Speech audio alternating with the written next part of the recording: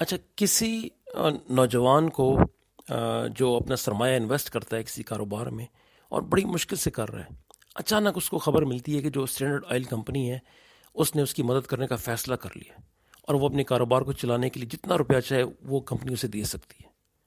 تو یہ نوجوان کو کتنی خوشی حاصل ہوگی، کس قدر یہ خوش ہوگا.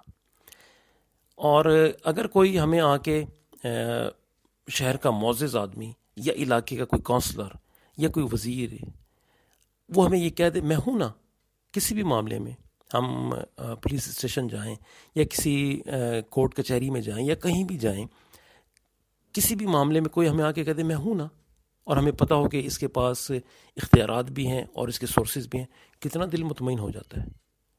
کیسے ہم اطمینان سے بیٹھتے ہیں جس نے مجھے کہا میں ہوں. یعنی اللہ تعالیٰ کہہ رہے ہیں کفا باللہ شہیدہ کفا باللہ رقیبہ، یعنی میں کافی ہوں، میں کافی ہوں.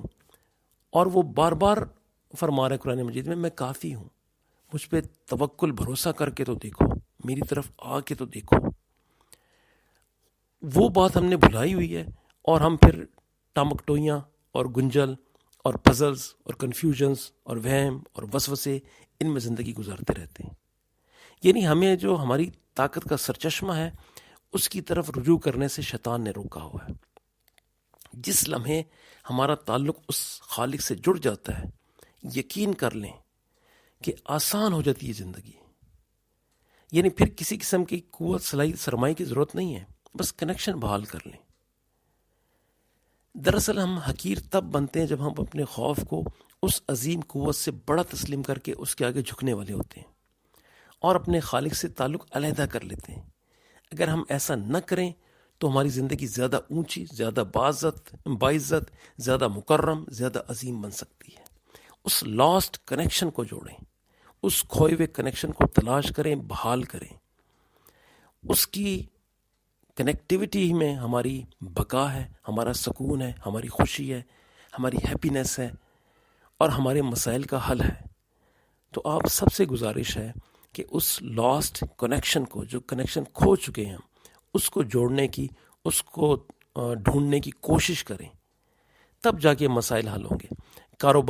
کاروبار میں نقصان ہے، میریٹل لائف میں خرابیاں ہیں، فیملی پرابلمز ہیں، بیماریاں ہیں، فنانسز کا مسئلہ ہے، کچھ بھی مسئلہ ہے، پریشانی ہے، خوف ہیں، وہم ہیں، وسوسے ہیں، اندیشے ہیں، اس خالق کے ساتھ اس کنیکشن کو بحال کر لیں.